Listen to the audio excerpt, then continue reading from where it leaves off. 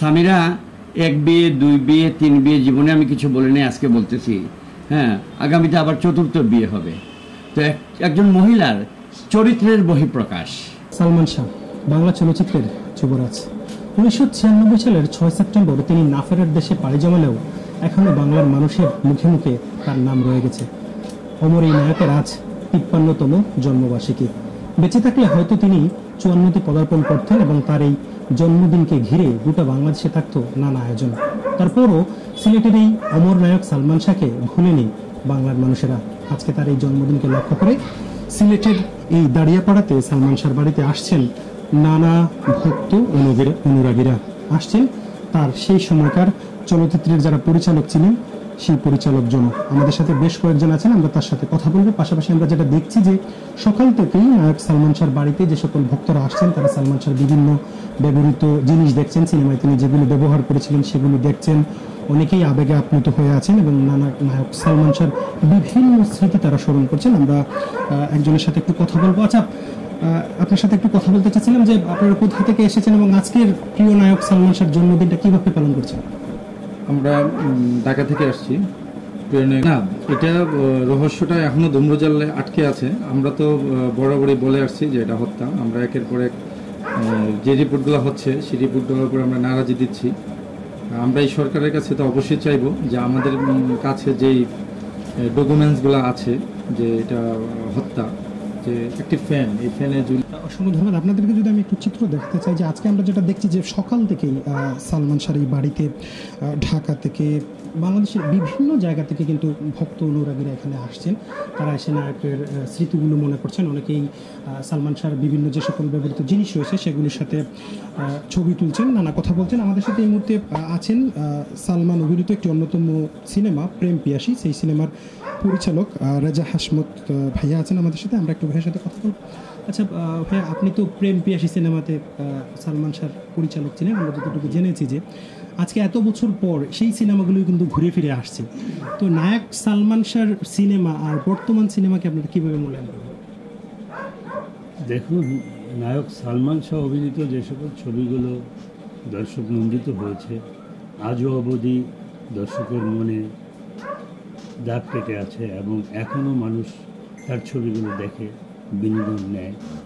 বর্তমান প্রজন্মের ছেলেপেলেগুলো যারা তাকে দেখেনি তারাও এখনও সালমান শাহর ছবি দেখে তার ভক্ত এবং তাকে মনে প্রাণে ধারণ করে। আমি বলবো সালমান শাহ একজন ক্ষণজন্ম পুরুষ। আমাদের চলচ্চিত্রে তার মতো এরকম সুদর্শন এবং তীক্ষ্ণ দৃষ্টিশক্তি সম্পন্ন শিল্পী আসবে বলে মনে হয় না।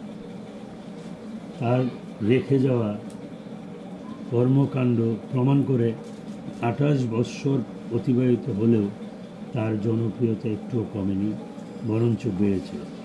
যে ছেলেটির বয়স 10 বৎসর সেই ছেলেটিও সালমানকে ভালোবাসে, সালমানের ছবি দেখে মুগ্ধ। অতএব তার সাথে কারো তুলনা করা যাবে না। অসংখ্য ধন্যবাদ। আমরা কথা বলছিলাম সালমান শাহ অভিনীত সিনেমা প্রেম পিয়াসীর পরিচালক রেজা হাসমত ভাইয়ের সাথে। তিনি বলছেন যে বর্তমান সময়ে 10 বছরের যে ছেলে রয়েছে সেও কিন্তু সালমান শাহর সিনেমা দেখছে এবং সালমান ভক্ত হয়ে যাচ্ছে। আমরা আরও বেশ কয়েকজন ভক্ত এখানে আছেন, আমরা আরও কয়েকজনের সাথে কথা বলার চেষ্টা করব। নতুন সরকারের কাছে আপনাদের ভক্তদের কী চাওয়া? দেখেন, ভক্ত হিসেবে আমরা তো বরাবরই এটা বিশ্বাস করি না যে সালমানের মতো একজন মানুষ আত্মহত্যা করতে পারে, কারণ ওনার তো আসলে কোনো কিছুর সংকট ছিল না, অভাবও ছিল না। সেই ধরনের একটা জায়গা থেকে আমাদের কাছে বরাবরই মনে হয়েছে যে উনি আত্মহত্যা করতে পারেন না। এবং এরপরে আমরা আসলে পেপারে যা পড়ি বা অন্যান্য যে সিমটম এই তদন্তগুলো দেখি সেগুলো থেকে সাধারণ একজন ভক্ত হিসেবে আমাদের একটু প্রশ্ন থেকেই যায়। একটু আগে আমার আরেকজন যে ভক্ত ছিলেন উনি বলে গেছেন যে ফ্যানের কাফটা পর্যন্ত ভাঙে নাই। তো আমরা যতটুকু জানি নায়ক সালমান 5 ফিট 8.5 ইঞ্চি লম্বা ছিলেন, 74 কেজি ওজন ছিলেন। তো 74 কেজি ওজনের একটা মানুষ ফ্যানের মধ্যে ঝুললে সেটা ভাঙচুর হওয়ার কথা, এগুলো আমাদের স্বাভাবিক জায়গা থেকে প্রশ্ন আসে। তো আমরা চাইবো যে এই প্রশ্নগুলোর উত্তর যেন আমরা পাই। আমরা আসলে জানতে চাই যে যদি বিষয়টা আত্মহত্যা হয়ে থাকে সেটাও যেন মানে প্রমাণিত হয় একদম চূড়ান্তভাবে। এই যে মানে এখনো দোলা চলের মধ্যে আছি যে বিষয়। অসংখ্য ধন্যবাদ। আমরা যদি একটু ভেতরের রুমে যেতে চাই, যে ওইখানেও কিন্তু সালমান শাহের ব্যবহৃত অনেক জিনিস আছে, সেগুলো যদি আপনাদের আমি একটু ভেতরের দিকে নিয়ে দেখাতে চাই। যে মূলত এই যে ঘরটিতে আমরা আছি, এই ঘরটিতে জন্ম হয়েছে বাংলার প্রয়াত নায়ক সালমান শাহ, যিনি বাংলা চলচ্চিত্রের যুবরাজ, যাকে মৃত্যু এত বছর পরও বাংলার মানুষ এখনও স্মরণ করছে। এই যে আপনারা সেখানে যে ক্যাপগুলো দেখতে পাচ্ছেন, সেগুলো কিন্তু নায়ক সালমান শাহর বিভিন্ন সিনেমায় ব্যবহৃত হয়েছেন। এবং এই যে সালমান শাহর যে বাড়ি, সেই বাড়িটির আরেকটা মহৎ লক্ষ্য হচ্ছে, এই বাড়িতে যদি আপনারা কেউ আসেন তাহলে ব্রিটিশ আমলের সেই জিনিসগুলো আপনারা দেখতে পাবেন। সেটা হচ্ছে গিয়ে ট্যাপ রেকর্ডার, বিসিডি, ভিডিও, অর্থাৎ সালমান শাহ যখন সিনেমায় কাজ করতে তখন যেগুলো মাধ্যমে সিনেমা প্রদর্শন করা হতো, সেই জিনিসগুলো কিন্তু আসলে এই বাড়িতে দেখা যেতে পারে। পাশাপাশি সালমানের পরিবারের যারা সদস্য রয়েছেন, বিশেষ করে নায়ক সালমান শাহর মা যিনি নীলা চৌধুরী, তিনি লন্ডনে অবস্থান করছেন এবং এই বাড়িতে সালমান শাহর মামা আলমগীর কুমকুম তিনি থাকেন। আপনাদের যদি একটু দেখাতে চাই যে এই যে একটা কাপড়, এই কাপড়টার একটা বিশেষত্ব হচ্ছে এই কাপড়টি নায়ক সালমান শাহ মাথায় দিয়ে তিনি বিভিন্ন সিনেমায় শুটিং করেছেন এবং অনেকটা ছবি এই কাপড় যেটি দেখতে পাচ্ছেন, এটি বাস্তব নায়ক সালমান শাহর ব্যবহৃত কাপড়। পাশাপাশি সুজন সখী, যেটা সিনেমা আপনারা দেখেছেন, যে তিনি নৌকা চালিয়েছিলেন এবং একটি গান গেয়েছিলেন যে সব সখীরে পার করিতে নেব আনা আনা, এই যে লঙ্গি যেটি, সেটি কিন্তু এই সিনেমায় তিনি পরেছিলেন এবং এগুলো আজকে কিন্তু এখানে রাখা হয়েছে।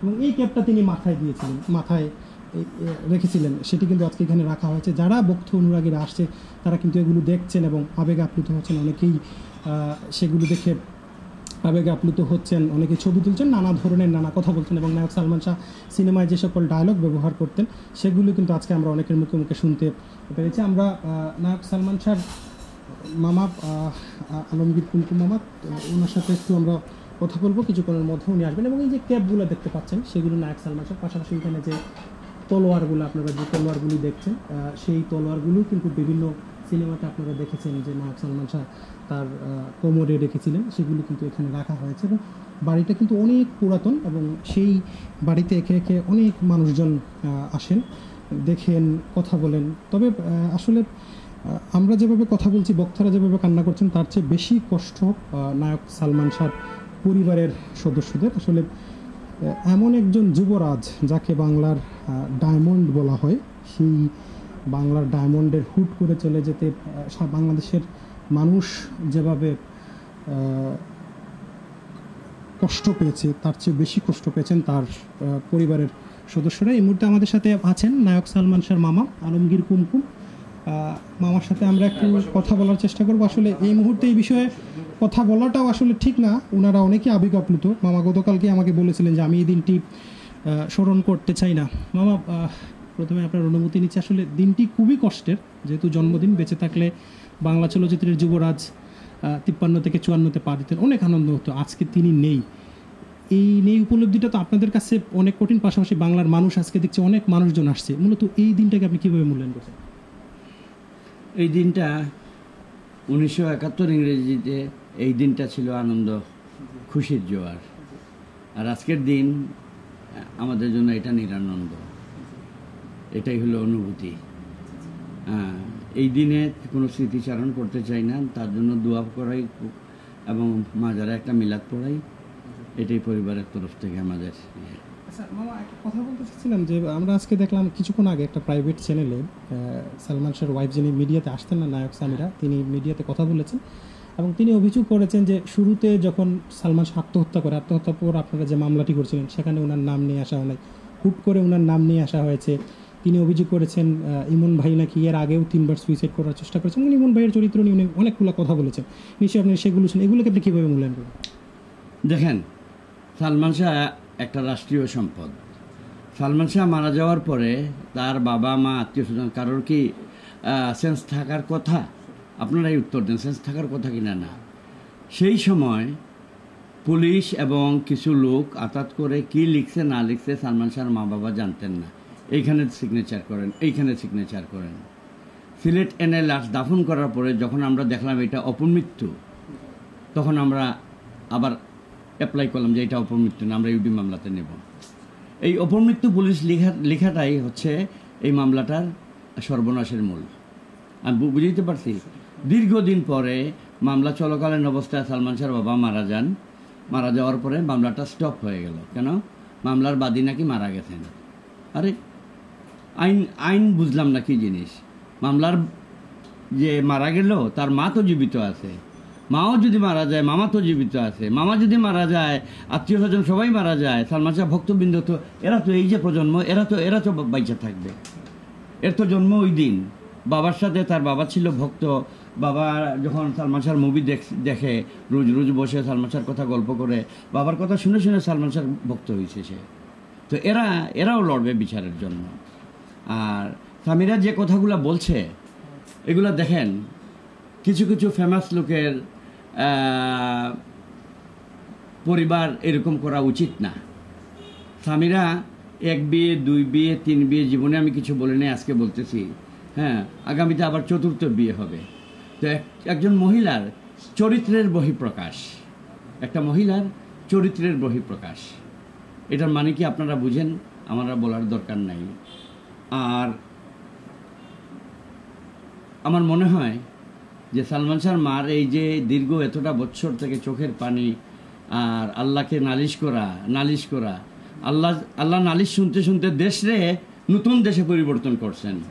এটা আমাদের জীবনে এখন যদি মারা যায়, আল্লাহর কাছে একটাই ফরিয়াদ ছিল, আল্লাহ 2টা ফরিয়াদ ছিল। একটা বাংলাদেশকে নতুনভাবে দেখতে চাই, আর আরেকটা সালমান শাহর বিচার। হ্যাঁ, বাংলাদেশকে আমরা সবাই নতুনভাবে দেখছি, নতুন প্রজন্মরা কি করতে পারে এবং কি করতেছে, এবং তাদের কাছে আমার এইটাই চাওয়া পরিবারের পক্ষ থেকে, সালমান শাহ ভক্তবৃন্দের পক্ষ থেকে, যে সালমান শাহর আমাদের মাননীয় ডক্টর ইউনূস সাহেব, ওনার সাথে আমার ব্যক্তিগত পরিচয় আছে, আমেরিকায় বারবার দেখা হয়েছে। ওনাকে আমার পরিবারের পক্ষ থেকে সালাম জানাই। যারা আছেন রাষ্ট্রের পক্ষে কাজ করতেছেন সবাইকে সালাম জানাই। এবং উনি বলছেন যে কিছু কিছু আলোচিত মামলা আবার নতুন করে তোলা হবে, সাগরুনিটাও তোলা হবে, জহির রায়হানেরটাও তোলা হবে, এরকম তোলা হবে। আশা করি সালমান শাহটাও উঠবে। আমাদের কাছে আমরা চ্যালেঞ্জ করে বলতে পারি যে আমাদের কাছে সব প্রমাণ আছে যে এটা আত্মহত্যা না, এটা হত্যা। আমরা প্রমাণ করে ছাড়বো, ইনশাল্লাহ আমরা প্রমাণ করে ছাড়বো। হ্যাঁ, আমরা যদি প্রমাণ করতে না পারি আমাদের ভক্তবৃন্দরা প্রমাণ করবে। আমরা কথা বলছিলাম আলমগীর কুমকুম আমার সাথে। সত্যি আজকে ওনারা অনেকটাই আবেগে আপ্লুত, আসলে সেটা বলার ভাষা রাখে না। আজকে তিনি এটাই বলছেন যে বর্তমান যিনি প্রধান উপদেষ্টা আছেন, যে 16 বছরের স্বৈরশাসন শেষ হয়েছে, এবং স্বৈরশাসন শেষে যিনি এই মুহূর্তে বাংলাদেশের দায়িত্ব পালন করছেন প্রধান উপদেষ্টা ডক্টর মোহাম্মদ ইউনূস, এবং ডক্টর মোহাম্মদ ইউনূস স্যার কিছুদিন আগে বলেছেন যে বাংলাদেশের কিছু আলোচিত হত্যাকাণ্ডের বিচার হবে, এবং এই আলোচিত হত্যাকাণ্ডের মধ্যে যাতে সালমান শাহর হত্যাকাণ্ডের সঠিক বিচারটি হয়, সঠিক তদন্তটি হয়, সেটি কিন্তু পরিবারের পক্ষ থেকে একমাত্রই চাওয়া। তো এই ছিল আমার কাছে নায়ক সালমান শাহর বাড়ি থেকে সর্বশেষ পরিস্থিতি।